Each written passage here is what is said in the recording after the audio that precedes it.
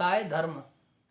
क्योंकि कहा गया है जितना स्त्रियां धर्म को धारण करती हैं, जितना धर्म को निभाने का साहस स्त्रियों में होता है उतना पुरुष में नहीं होता है। आपने देखा होगा कि हमारे घर में कोई भिखारी कुछ लेने के लिए आता है तो जो पुरुष वर्ग है वह उसको डांट फटकार कर भगा देता है, कहता है कि तू इतना बड़ा हो रहा है, तुझ पर कमा कर खाया नहीं जाता तो तू आकर मांगता है। लेकिन वहीं पर माताओं की बात देखी जाए तो माता जैसा होता है वह उसी प्रकार से उसे दे देती हैं और कहती हैं कि अगर भैया आपने भोजन नहीं किया तो आप भोजन कर लीजिए। इसीलिए धर्म को जो निभाने की जो सबसे ज्यादा साहस है वह स्त्री में होता है। इसीलिए स्त्री प्रथम साहस करते हुए अपने वर्ग को पीछे करते हुए सबसे आगे धर्म के कार्य में बढ़ती है।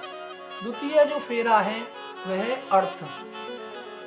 कहा गया है कि जो गृहस्थ धर्म है वह बिना अर्थ के नहीं चलता है। जब तक अर्थ नहीं रहेगा तब तक गृहस्थी नहीं चलती है। और स्त्री को गृह लक्ष्मी कहा गया है कि कहते हैं कि पुरुष तो बहुत सा धन ला कर दे दे, लेकिन स्त्री धन का संग्रह करने वाली ना हो, धन को एकत्रित करने वाली ना हो।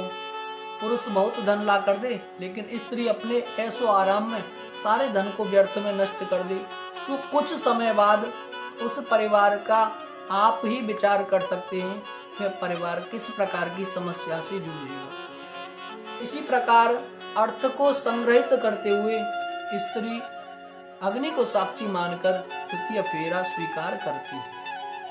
तृतीय फेरा होता है काम का। काम कहते हैं कामना, काम कहते हैं इच्छा। पुरुष की जितनी भी इच्छाएं रहती हैं स्त्री उनको पूर्ण करने में सबसे आगे रहती है, सबसे आगे स्त्री की प्रधानता रहती है। कहते हैं कि प्रजायै गृह मेदिनी, इस पुरुष की जो सबसे श्रेष्ठ कामना है वंश की वृद्धि, पुरुष के वंश को स्त्री ही बढ़ाती है।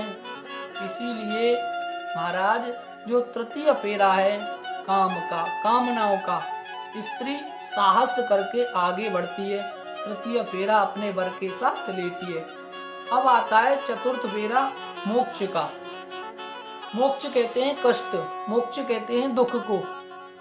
जितना दुख को सहन करने की सामर्थ्य पुरुष में होती है उतना स्त्री में नहीं होती है।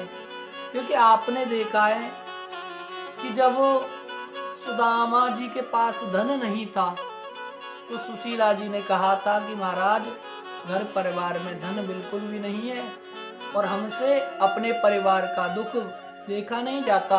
आप ऐसा करिए, आपके जो मित्र हैं द्वारिकाधीश, आप उनके पास जाओ और उनसे कुछ धन मांग कर ले आओ।